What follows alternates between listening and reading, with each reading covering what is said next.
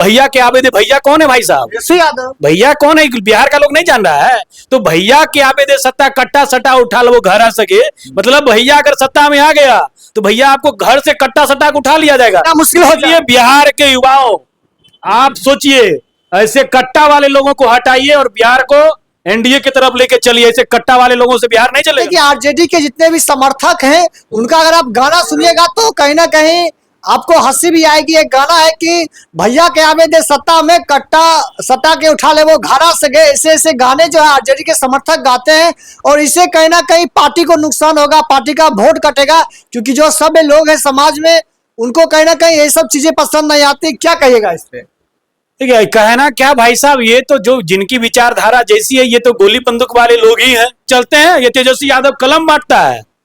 यात्रा में निकला था, बिहार बदलाव यात्रा का वो तो अपमान कर रहा है, फेंकता है। भैया वो कह रहा है कि हम कलम बांट रहे हैं, कट्टा का जमाना गया, अब पेन से जमाना आएगा। तो इसके पार्टी के लोग, इसके कार्यकर्ता लोग अब कह रहे हैं कि कट्टा से सट्टा का उठा लो वो घर आ सके। तो ये तो होता ही था। ये एक तरह से धमकी, ये तो धमकी हुआ ना। ये धमकी नहीं है, ये उनके सरकार का जो कायदा चलाने का वो है।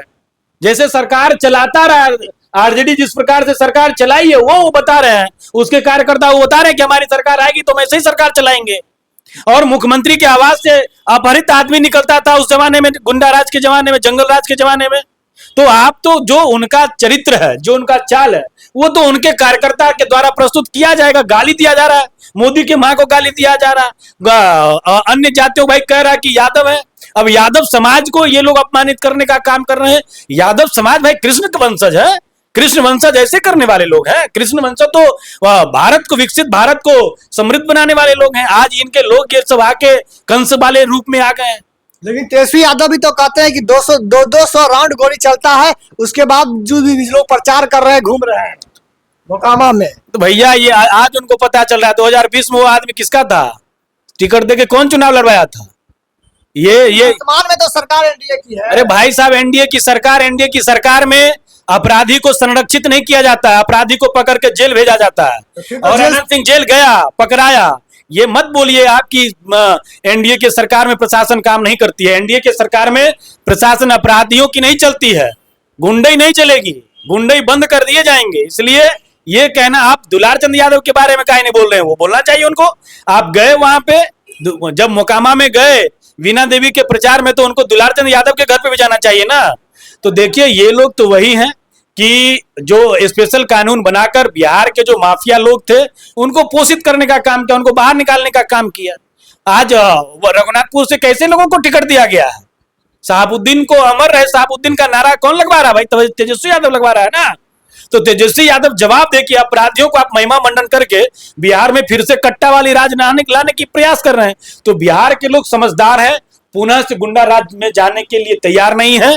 वो गुंडा राज को देखा है। जो लोग कट्टा सट्टा के उठाने की बात कर रहे हैं, 14 नवंबर के बाद उन लोगों को पुलिस उठा के ले जाएगी, कट्टा भी ले जाएगी। तो सारा व्यवस्था हो जाएगा। 14 नवंबर के बाद देखेगा जितने कट्टा वाले और कट्टा के वाले के जो सरदार हैं सब सलाखों के अंदर रहेंगे। वही एक वीडियो सोशल मीडिया पे वायरल हो रहा है कि मुकेश सहनी और राहुल गांधी कांग्रेस के जो नेता हैं वो आए थे और मछुआरों के बीच में घूम रहे हैं। कांग्रेस के युवराज और लालू के जो लाल हैं, ये बिहार में गरीबों से कांटेक्ट होने का इनका कोई बात ही नहीं है। ये तो चांदी के चम्मच लेकर पैदा होने वाले लोग हैं। गरीबों के बीच आकर ये एंजॉयमेंट करते हैं। गरीबों को दर्द को थोड़े ना समझने के लिए सब जाते हैं।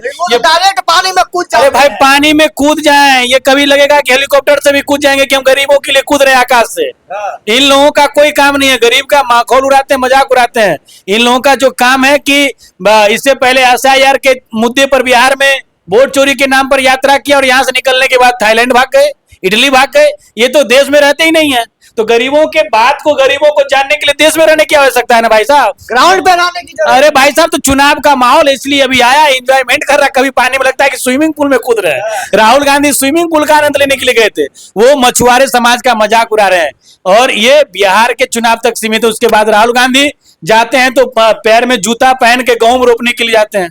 और पूछते हैं किस चीज का ये किस चीज का ये पौधा है, किस चीज की खेती हुई है। मतलब बात करते हैं जो देश की गांव की और उनको फसल भी नहीं पता रहा। फसल भी नहीं पता है भाई। आलू से सोना निकालने वाले आदमी से क्या आप कल्पना कर सकते हैं? आलू से? चांदी का चम्मच लेकर पैदा हुआ जो व्यक्ति है वो आलू से सोना निकालता है, इधर से डालेंगे इधर से सोना निकलेगा, तो उसको क्या कर सकते हैं? ये सब एंजॉय करने के लिए आता है। ये सबको ना देश से मतलब है, देश से अगर मतलब होता तो इस प्रकार की छोटी हरकत और बचकाना हरकत नहीं करता। मतलब मछुआरे का मजाक उड़ाया जा रहा है राहुल गांधी के। बिल्कुल मछुआरा का मजाक उड़ा रहा है।